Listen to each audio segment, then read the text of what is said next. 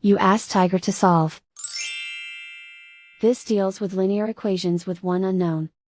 The final result is x equals 2000. Let's solve it step by step. Group all constants on the right side of the equation.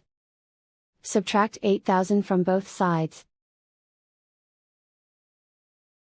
Simplify the arithmetic.